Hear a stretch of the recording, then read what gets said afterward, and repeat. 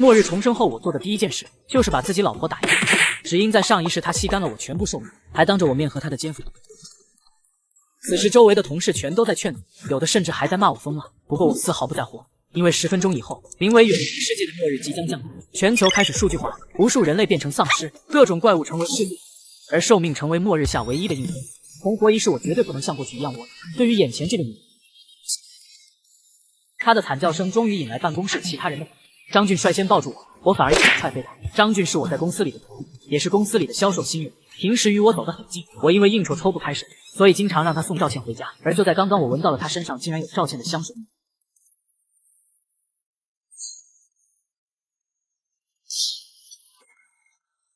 全球数据化完成，游戏即将在15分钟后开始，请玩家开始献祭。一个黑色死神凭空出现，悬浮在众人头顶，请玩家开始献祭。死神会根据祭品价值开启转盘抽取奖励，价值越大奖励越丰富。而下面备注的2行字，转盘为特殊新手福利，可多次抽取，请诸位玩家不要错过。此时周围众人已经被这一幕吓傻，而我知道此时机会来了。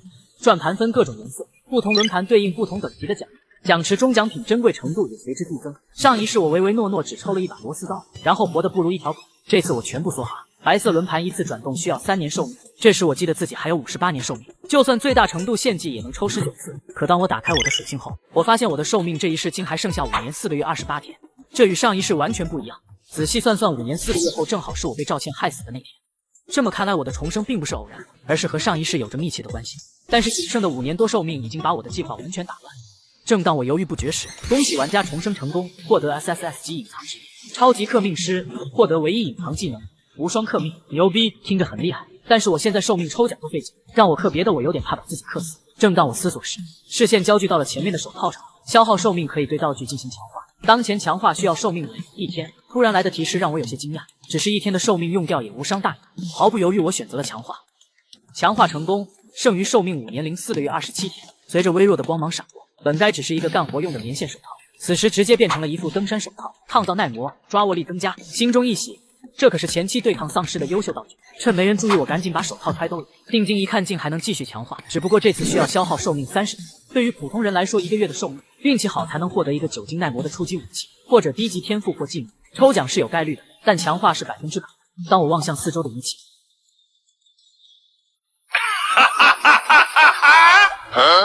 距离末日开启仅剩10分钟，公司会计拿着一包牙签咬牙切齿，他献祭了自己几10万的年终奖。众人面面相觑，献祭是真的，那末日也一定是真的。轮盘再次转动，一个女销售手里出现了简易弩和弩箭，女销售一脸懵逼，我看有寿命这个选项我就献祭了1个月。众人醒悟，原来最珍贵的东西就是寿命。从那一刻，轮盘开始不断转动，四周的人手里不断发出光芒。我献祭了3个月，为什么只有1桶泡面？我是天赋速度强化，我是地级技能锋刃，老子无敌了。四周哀嚎与惊喜声接连不断，这与我上一世的经历一模一样，所以我对献祭与收获不成正比这种事并不感觉到奇怪。使用寿命献祭只是提高获取高级奖励的几率，不代表一定会获得。此时距末日开启仅剩5分钟，身旁穆雪儿正欲上前抽奖，我突然拉住她。穆雪儿不解地看着我，穆雪儿是我在公司的另一个徒弟，上一世我光顾着保护赵倩，是穆雪儿扑开了冲向我的丧尸，自己却被丧尸扑倒。看着上一世为了保护自己的人再次出现，有些百感交集。但我知道现在抽奖肯定不会出现好东西，虽然转盘纯粹看运气，但是有规律的。当同一个转盘前期出现的垃圾越多，后期重注爆出的好东西概率也就越高，而且必须是不同玩家抽取才会累积生效，同一玩家抽的越多，也只会出垃圾。我示意穆雪儿再等等。对于穆雪儿，看到别人陆续拿武器，他也有些眼红，毕竟末日近在眉梢。但从进公司开始，我就跟着师傅，师傅一定不会害我的，况且师傅也一直在观望，没有上前抽奖，看来师傅一定是发现了什么。时间到，末日已经开启，请玩家在末日初期尽快适应，并不惜一切代价提升实力，总有一天你会感谢如今勤奋的自己。人来人往的城市，一半的人变成丧尸，站在办公窗旁眺望的一群人当场吓得魂飞魄散。那些没抽到东西的人又开始疯狂抽奖，仿佛这样能够给他们带来一丝安全感。突然，张俊的笑容带着癫狂，原来他竟然抽到了洛克枪和很多弹夹，这是目前为止唯一一把热武器。老登，这什么运气？穆雪儿拉了下我的衣袖，师傅，我们什么都不做吗？我只是摇头。穆雪儿微微咬牙，压下了献祭的冲动。师傅不会害我的，师傅或许有自己的想法，也可能师傅精神出了问题，我得用自己的方式保护师傅。顺手抄起一把椅子挡在我面前，我有些哭笑不得。看了眼手表，我把穆雪儿拉到角落，听我的，一会儿不要发出任何声音。随着远处传来几声倒地的声音，办公室的同事毫无征兆地倒了下去，然后突然抱起，嘶吼着冲向附近的人。所有人被吓得躲在张俊身后。张俊想起自己有枪，连忙掏枪射击，命中的子弹让丧尸倒地，但是还在挣扎起身，没爆头就不会死。醒悟过来的张俊连忙对着丧尸的头连开2枪，解除危险后，周围人开始趴在地上干呕。穆雪儿一个踉跄倒在我怀里，师傅，他不怕吗？我只是死死地盯住白色转盘，几个刚刚没抽奖的人已经精神崩溃，开始疯狂抽奖。就是现在，抽奖需要花费3年寿命，是否同意？是。获得 C 级技能窃源之毒 LV1。对了，对于白色轮盘来说 ，C 级技能已经是能抽出来的最高奖励，并且这是前期最有用的技能。窃源之毒 LV1 C 级技能，消耗精神力附着在食物上，可以缓慢窃取食用者的寿命。中毒持续时间与玩家精神力有关。仔细想想，这技能好像就是上一世赵倩抽到的，然后就用到了我身上。难怪当时赵倩一直坚持要给我做饭，原来是搞这一手。正当我想着刚刚是不是打清了时，系统弹出了新的提示：是否要强化窃源之毒？我心中一喜，按永恒世界的规则，想要升级技能和天赋等级的途径只有2个：一转盘抽奖抽到相同的技能；二不断使用提升熟练度，但提升熟练度的过程极其缓慢，基本可以忽略不计，所以很多人直到死技能天赋都只能停留在1级，但现在只要氪命就能升级。4个月太划算了，犹豫一下都是我对强化的不尊重。强化成功，窃源之毒 LV1 提升至 LV2，窃取寿命效果提升，寿命剩余2年零27天。再次强化需要寿命为8个月，是否继续？继续。剩余寿命为1年零4个月27天。技能天赋等级最高就只有3级，目前我仅用1年的寿命就将窃源之毒强化到最高，而且这个技能可以盗取寿命，只要苟上一段时间，必定能够领先众人。再次强化窃源之毒需要1年寿命，是否再次强化？我带着上一世的记忆，我想破了头，都没想过3级以上还有等级。继续强化，强化成功，剩余寿命4个月27天。扣除寿命的瞬间，仿佛全身都被抽干了力气，光是站着都有些费劲。在永恒世界，如果玩家寿命小于1年，就会进入虚弱模式。窃源之毒 Max 开启最终形态。索命咒刃，索命咒刃 C 级技能，毒素可以附着在任何物体上，通过沾染可以悄无声息地让对手中毒掠夺寿命。掠夺速度与玩家精神力有关。最终效果1，毒爆，中毒瞬间可以掠夺目标1年寿命，之后进入潜伏模式不断掠夺。最终效果2，枯骨之躯，窃源之毒进化为极其罕见的特殊灵魂属性，无法察觉，并且几乎无法自行解毒。牛逼！之前这技能还得让人吃下去，现在好了，碰一下就行。还有毒爆和枯骨之躯2个最终效果，一旦中毒无法解毒，并且一辈子都成为我的寿命供体。不敢想象这只是 C 级技能的最终形态，如果是 B 级、A 级、S 级，又会有多可怕？这时穆雪儿看我死气沉沉，担心的拉了拉我的胳膊：“师傅你怎么了？”我没事，别担心。悄悄运行索命之刃，一把巴掌大小的紫色匕首出现在手中，匕首介于虚实之间，无声无形，甚至能够融合身体或者道具。这时大门突然被撞开，几十个面目狰狞的丧尸冲进办公室，几个躲闪不及的员工被扑倒在地。张俊再次掏枪射击，虽然迎面而来的丧尸让他感觉到恐惧，但他已然发现了这个世界的机制，击杀丧尸竟然可以升级。此时他觉得自己强得可怕，瞄向公司女销售的眼神逐渐灼热。随着丧尸不断的倒下，周围不断传来女销售的恭维。此时张俊心生一计，开始勾结抽取到D级技能的罗宇，因为他看到罗宇看向女销售的眼神和他有一样的贪婪，只不过他隐藏得更深。两人不谋而合，心照不宣。赵倩直接抱住张俊：“老公，我们是时候该教训兰陵这个傻逼了。”师傅你知道吗？我最讨厌的就是说教了，你算什么东西？师娘和我很合拍，肚子里的孩子也是我的，现在你知道了，那又怎么样呢？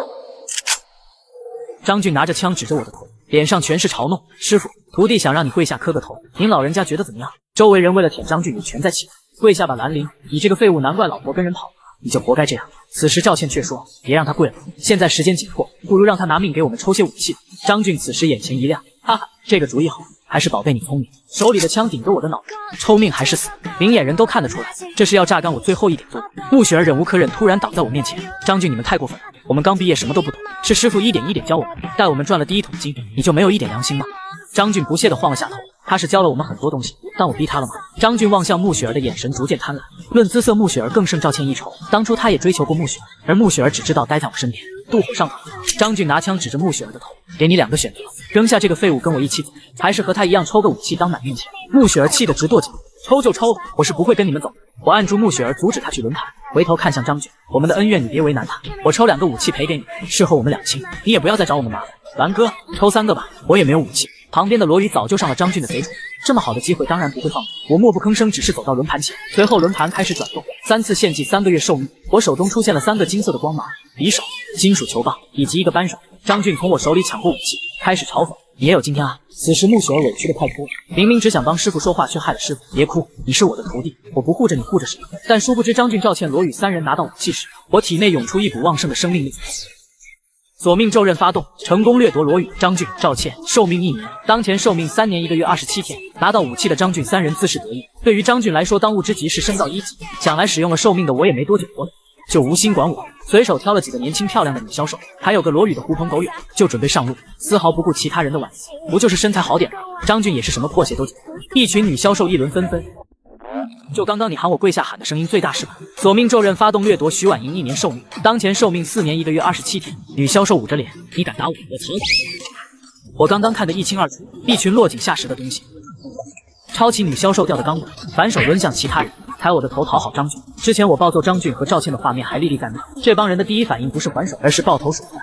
索命咒刃发动成功掠夺李永新1年寿命，索命咒刃发动成功掠夺林顺1年寿命。每一声惨叫代表着有一个人中毒，我的寿命供体就增加1。几个男员工被逼急了，拿起武器想反抗，再次被我抡飞，心想着差不多了，对他们说：“你们再不去追张俊，他们可就走远了。”众人突然醒悟，就算无法加入张俊的队伍，那也能增加活命的机会，至少路上他们能把丧尸清理干净。而我突然堵住大门，把你们之前抽到的东西留下，然后再滚。风水轮流转，刚刚踩我捧张俊叫唤的剧欢，现在脸上青一块肿一块，要多憋屈有多憋屈。看我抱着刚刚不知道打飞了多少颗牙的钢管，然后一个个陆续扔下武器，追向张俊离开的地点。打开我的资料，现在我的寿命已经有17年了，并且天数还在不断上涨，这就是索命咒刃的持续效果。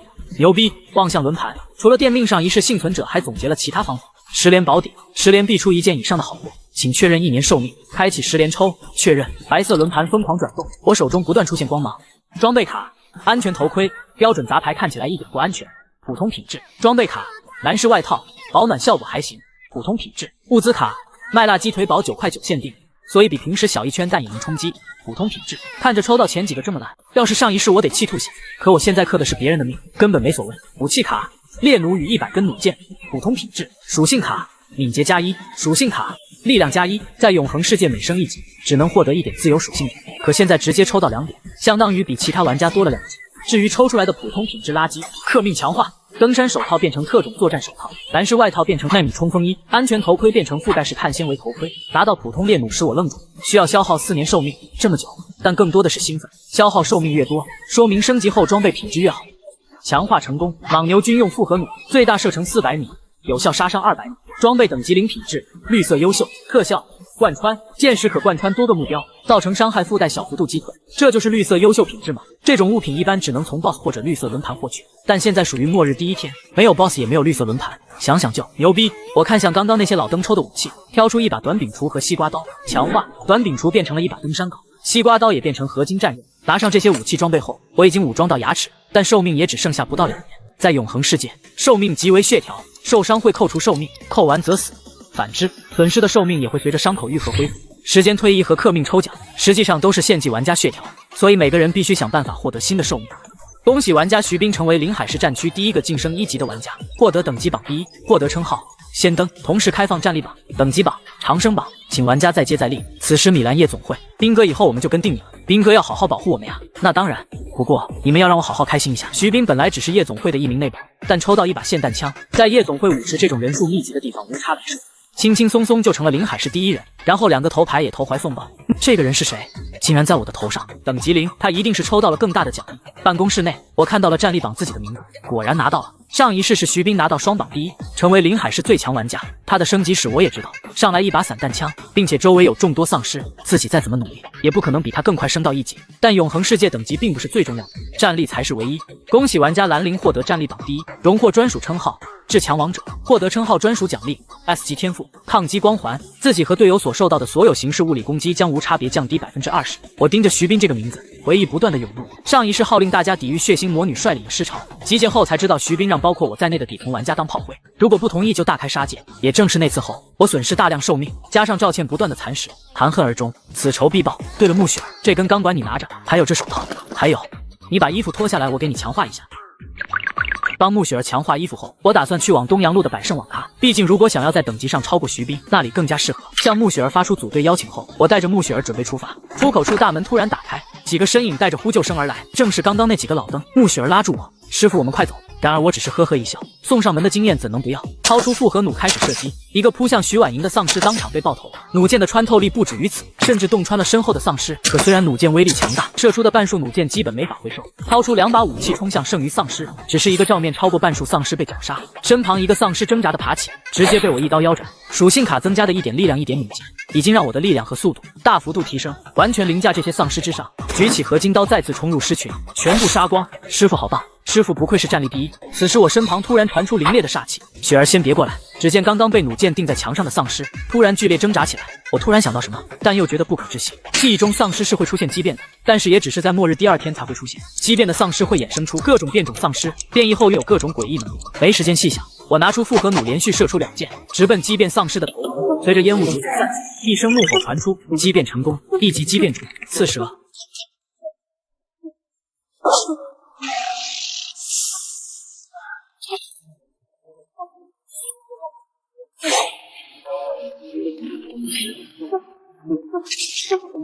在短暂的交手后，恭喜玩家兰陵击杀1级畸变种刺蛇，获得大量经验和战利品。恭喜玩家兰陵提升至1级，获得1点自由属性点。上一世我唯唯诺诺，带着赵倩东躲西藏，在末日第3天才勉强升到了1级。如今我也是第1梯队，甚至能单独击杀许多小队都无法战胜的畸变种。略带兴奋的将奖励光芒拿到手中，道具卡。超级养乐多，服用后1小时内力量属性提升2点，自愈速度提升50%，物品等级零绿色优秀。在前期大家属性都不高的情况下，这就是刷怪和保命的神器。周围同事看我的目光宛如神明，战力榜上那个最强玩家，原本以为是重名，结果近在眼前。徐婉莹直接抱住了我的大腿，几个女销售也凑到我身边不断奉承。对我而言，刚刚我也不是在救他们，只是因为他们中了我的索命咒人，是我的寿命供体而已。此时注意到徐婉莹的小腿上面有一个细小的血痕已经发黑，瞬间拿起登山镐贯穿了徐婉莹。周围套近乎的同事都被吓了一跳，脸上写满了惊愕。兰陵竟然杀人了，开始不断的语言攻击。穆雪儿跑过来，瞥了一眼尸体，她被感染了。雪儿以后遇到这种不要手软，师傅不能无时无刻保护你。好，明白了师傅，那我们走吧。见我们要走，周围原本还在语言攻击我的同事，不断的开始祈求想要加入我的队伍，但对我而言，现在局势混乱，这些人也只是我的寿命供体，并且他们很快就会因末世死掉。拿出合金战刃在手中，别跟着我，你们最好把前后门堵好。丧尸的嗅觉和听觉都很敏锐，但是视觉是弱项，只要你们不发出太大的声音，他们是不会主动撞门的。最后，我真的希望大家能够好好的活下去。再见。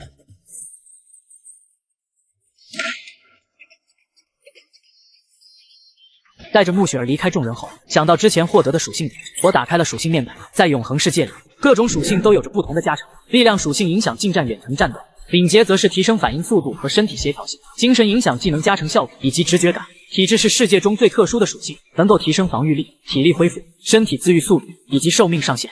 1点体质等于10年寿命。上一世就是因为赵倩不断的悄然索取我的寿命，被迫不断的把属性加在体质续命，不然上一世就算不是第1梯队，也起码是个中游，不至于沦为他人鱼肉。毫不犹豫，我将这点属性加在了力量上，转头望向四周，我现在需要的是获取经验。面前这些紧闭的办公室就是不错的经验盲盒。拿出合金战刃，轻轻敲击屋门，房间内传来丧尸的声音，通过声音判断大概4只丧尸，顺着门下的影子确定丧尸位置后，合金战刃直接刺穿大门，1只丧尸被爆头，其余丧尸扑向大门，将合金战刃递给穆雪儿，告诉他别害怕，丧尸目前还很弱，你如果连这个都对付不了，以后也只能拖累我。穆雪儿并不想成为我的拖累，我不能拖累师傅，我一定要帮到师傅。猛然刺向门后的丧尸，一阵吐后，其余的3只丧尸全部倒下。穆雪儿在一旁不停的吐，我拍了拍穆雪儿，习惯了就好，这只是开始。穆雪儿边吐边点头答应，进了刚刚的屋门，从桌上找到了一把水果刀，强化后交给了穆雪儿。继续克服恐惧后，穆雪儿发现丧尸并没有想象中难以对付，干净利落的解决几个办公室里的丧尸。这时我告诉穆雪儿，我打算去其他地方看看，这个楼道就交给你了。你要记住，如果有活人，无论他说什么别相信，如果继续靠近他，直接找脑袋抡他。看到穆雪儿点头，我便转身离去。之前办公室那群人的嘴脸，估计他也看得一清二楚。现在是末世，人心已经变了。来到另一个楼层，这里零散的有几只丧尸。此时天色已晚，削弱了丧尸的视觉感官。掏出合金战刃，悄悄地接近丧尸。几个呼吸后，丧尸全被解决。前方的会议室就是我此时的目标。今天本该是领导在此开一个大约30人的会议，然而末日降临，里面半数人变成丧尸，当然也会存在玩家。而玩家被感染变成丧尸后，也会继承天赋、技能、职业、道具，外形也和普通丧尸大差不差。但是唯一的好处是，比普通丧尸爆率高很多。上一世有一个同事就是在这个会议室中爆出了不知道什么的东西，让他平稳度过了前期。悄然进入会议室，粗略的看了一下，大概有30多只丧尸。此时天色昏暗，我成功的计算出一条卡加利。我正欲动身，四周的灯全开了，原来是天色过于昏暗触发到大楼的光感系统。不好意思啊，我说我走错了，你们信吗？好吧。四周灯光亮起，此时我已经被丧尸重重包围，其中不乏有正在释放技能和挥舞装备的玩家丧尸。然而我并不想就此撤退，因为我就是为此而来的。一刀斩杀身前的丧尸后，狠狠地踩在领导丧尸的脸上，突然感觉到一阵不安，发现一个气弹向我袭来。C 级技能气弹是一个玩家女丧尸，我躲闪不及，只能拿刀割手。不愧是 C 级技能，我被震飞数米，摔在自己身上。周围丧尸看我被击倒，不断嘶吼，更加兴奋地向我冲来。烟雾散去，冲在最靠前的丧尸迎面被贯穿透骨。此时我虎口被震得生疼，但即使如此，我眼中流露的更多是兴奋，因为我此行的目标就是这只女丧尸。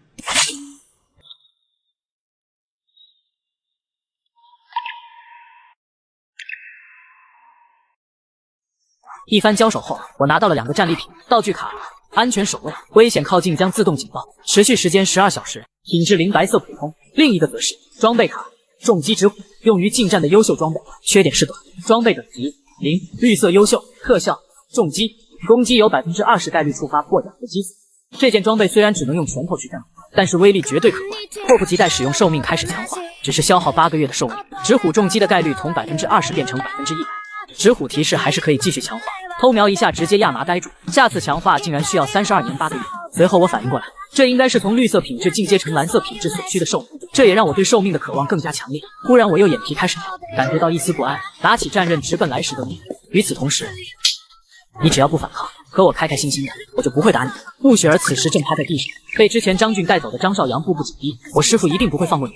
张少阳呵呵一笑，放过我？你师父克命都快把自己克死，废物他能怎么样？正当张少阳抓向穆雪儿时，一把刀插入张少阳的腹部，虽然没扎到要害，但是也减少了1年寿命。穆雪儿再次被踹到一边，张少阳也没想到他眼里的弱女子能有这么大的胆子敢拿刀扎，少了1年寿命的张少阳怒不可遏，拿起扳手就抡向穆雪儿。此时我已经赶到，一脚将张少阳踹飞出去，想着留穆雪儿在这里锻炼一下，没想到真有人吃了豹子胆敢对穆雪儿行不果。把玩着刚刚得到的重击之虎，我慢慢靠近张少阳。张少阳爬起来，看到我一身极品装备，还有背后的复合弩，以及刚刚被踹飞时我的力量，不禁开始冒汗。要知道他自己已经是1级，并且拥有了4点力量值，可刚刚直接被我踹飞10余米。张少阳有些颤颤巍巍的说：“蓝哥，你是战力第1吗？”蓝哥，别打我，我能帮你报复张俊，我很有用的。索命咒刃触发，掠夺张少阳1年寿命。不好意思，我不养狗，雪儿她就交给你了。想想如果我没来，她会怎么对你？我拿出合金战刃准备递给穆雪儿，然而穆雪儿直接从地上捡起刚被张少阳打落在地上的小刀。张少阳此时在地上奄奄一息，只能不断在地上挣扎。别打我，你想报复张俊对吧？他们就在员工休息室，我带你去。穆雪儿，你敢？在穆雪儿冷冽的眼神中，张少阳逐渐没了呼吸。我不由得感叹雪儿成长了，但又有些担心。雪儿没事了，你做得很正确。师傅。安慰过穆雪儿后，我随手挥舞了2下合金战刃，眼中传出冷意。现在和我上楼，我们去一趟员工休息室。穆雪儿当然知道我要去做什么，但她现在眼里只有师傅，无论我做什么她都会支持。此时员工休息室，张俊和罗宇在一间房里和2个女销售挥霍青春，只留赵倩和另一个女销售在外面。一支弩箭划破空气，直接穿透了1名女销售。随后我和穆雪儿的身影逐渐显现，发现是我，赵倩直接吓到腿软。听到叫声的张俊、罗宇2人也冲了过来。当张俊准备掏出枪时，一道破空声比他的动作更为迅速，弩箭穿过张俊的身体，甚至洞穿了5分钟前和他一起快活的女销售。罗宇见状用出锋刃，直接被我一刀劈开，随后一脚踩在罗宇身上，一个飞刀带走了另外1名女销售。此时3人吓得惨无人色。罗宇和张俊2人明明已经是1级玩家，竟然没有一点还手之力，实力碾压带来的恐惧让他们意识到了什么。兰陵，不，师傅，您是战力第1吗？你也配叫我师傅？看着张俊直接下线，被我踩在脚下的罗宇不断求饶，忽然意识到了什么，我连忙后退2步，原来是罗宇吓尿了，真是脏死了。提着罗宇的脖子走到窗边，直接把他扔出了窗外。随着落地声传来，周围数十只丧尸蜂拥而至，罗宇的惨叫只是维持了片刻就化为乌有。那么接下来到你了，我一步步逼近赵倩，无视他的求饶。重生仪式把这些糟心的事处理后，心情异常的舒爽。临海战区晋升1级的玩家到达1000人，开启世界聊天功能。打开聊天频道后，此时已经炸开了播。聊天频道玩家不断喧闹，直到一个人的名字出现。本人徐斌，招收一批小弟，需要达到1级，拥有 C 级天赋和优秀远程武器，还有美女优先。所有玩家沸腾，徐斌的力量光环谁不想要？无数人想要加入徐斌的队伍，我则冷冷地看着世界频道，只要先一步升到2级就可取代徐斌，夺走力量光环。然而按照永恒世界的规则，斩杀低于自身等级的怪物所获得的经验会减少，所以在没有击杀畸变种的情况下，想要依靠普通丧尸来升到2级，短时间内根本不可能做到。我需要从公司大厦突围出去，但这个地方处于市中心，基本楼下都被低级丧尸围得水泄不通，即便是自己想要出去也极为困难。我是战力榜第1兰陵，我在东城区滨江路，这里有大量丧尸，想升级的可以过来。聊天频道很快迎来第2波轰动，我则是关掉聊天口，告诉穆雪儿我们准备离开。看着穆雪儿不解的眼神，我则淡淡的说：现在是末世，你需要不择手段的活下去，而且我只是说这有很多丧尸，并没有让他们加入我，至于他们怎么理解，那就不是我的事了。师傅，我明白了，活着就是一切。战力榜第1的吸引力毋庸置疑，只是片刻功夫，大厦下就有不少玩家结队而来。随着楼下战斗声逐渐密集起来，我带着穆雪儿骑着摩托车从地下车库飞驰在公路。沿途不少玩家看到我们后，开始不断嘲讽莫氏这两个蠢货，不知道抱大佬大腿还往出跑，真是够蠢的。美女，别跟这个废物跑了，跟我吧，我带你投靠战力第1的兰陵大佬，保你吃香的喝辣的。我听到这些人的声音，反而从大包里扔出不少武器，引得众人哄抢。这人是不是傻了？还给我们扔武器，简直就是一个大傻子。穆雪儿很不解，在我身后问师傅，为什么我们把收集半天的武器要扔给他们呢？他们刚刚甚至想要攻击我。我呵呵一笑，以后再跟你说，这也是师傅的能力。与此同时，当玩家捡起地上的武器时，附着在上面的索命咒刃悄然蔓延，系统不断传来寿命增长的提示。驱车带穆雪儿来到百盛网咖，进门后果然里面有大量丧尸，但对于已经1级的我和穆雪儿来说，不过是片刻的事。带穆雪儿找了间包厢，顺手捏碎之前畸变种掉落的安全手位，一层无形的结界缓慢撑开。和穆雪儿原地补给后，我拿出张俊掉落的洛克枪，简单的强化后，手枪也变得更为强力。再次打开聊天频道，一则消息引起了我的注意：公司出现畸变种，并且已经嘎掉了3个1级玩家。描述不够多，我也无法判断属于什么畸变种，但可以肯定的是，我之前嘎掉的刺蛇是无法干掉3个1级玩家组成的队伍的。再次打开战力榜信息，除了自己第1，徐斌第2，下面已经产生了不少变化。第3是个叫崔恩熙，上一世曾以1己之力把徐斌的队伍打得溃不成军。等级榜则是在没有出现2级之前，徐斌依旧是第1，不过你很快就不是了。只要先徐斌一步到达2级，便能够夺走徐斌的力量光环，瓦解徐斌的舰队根基。他招揽的都是狠角色，失去光环的他又凭什么在人之上？长生榜基本都是小孩和刚出生的婴儿，并没有太多参考价值。打开个人资料，此时我的寿命已经来到59年，并且还在持续增加。这就是在路上扔下物资所盗取的玩家寿命。看着天色已晚，叫上穆雪儿开始歇息。午夜12点，安全守卫已经发出警报，我摇醒睡梦中的穆雪儿，他们来了。